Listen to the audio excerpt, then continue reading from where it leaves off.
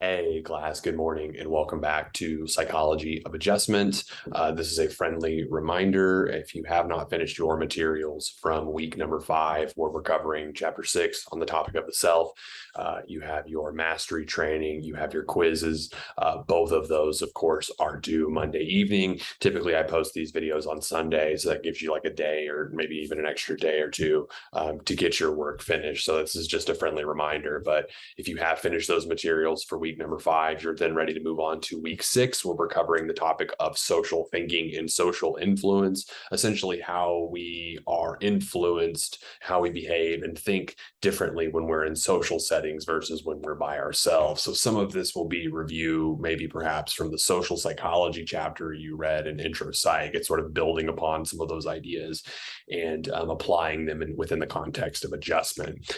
So of course you have, you're going to, my recommendation is start with the myth or reality, kind of figure out what you know or don't know already, maybe what you understand, maybe what misconceptions you have or don't have, which is great. Then you have the chapter to read. After you finish reading the chapter, you have your mastery training to further solidify some of these ideas. You have the concept, some of these concept clips and a self-assessment you can take just to kind of, kind of figure out where you fit within the context of this course or this chapter, excuse me.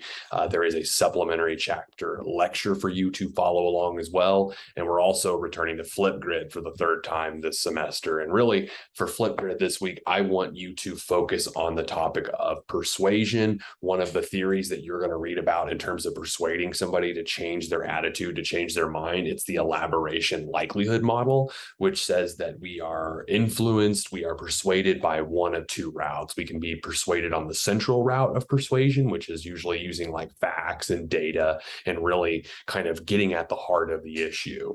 For example, if you wanted to get somebody to stop smoking, you could present them with persuasive information about like the number of people who die from lung cancer or things like that. You could give them data, you could give them facts, versus a peripheral route of persuasion is maybe that's something that's not necessarily focused on the issue at hand, but it's sort of peripheral to the issue. Maybe it's the speaker, the person presenting the message is what might persuade somebody rather than the actual issue itself. So, maybe on the issue of smoking, if your favorite musician all of a sudden came out and said, oh, I quit smoking. I used to smoke. Now I quit, and if you want to be like me, if you like my music, then you should quit smoking. And that's fine. If for whatever reason, that's also a perfectly good reason to quit smoking, I suppose, but it has nothing to necessarily do with, the issue itself.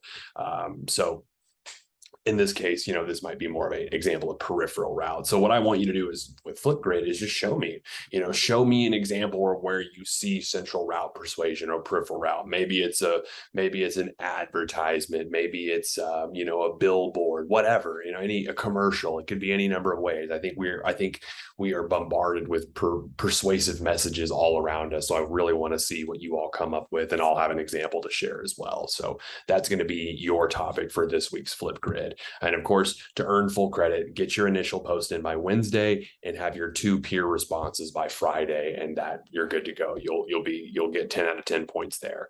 Let me know if you have any questions this week as you're reading through the chapter or working on any of your assignments. Any questions at all, let me know. Office hours Tuesday, Wednesday, and Thursday.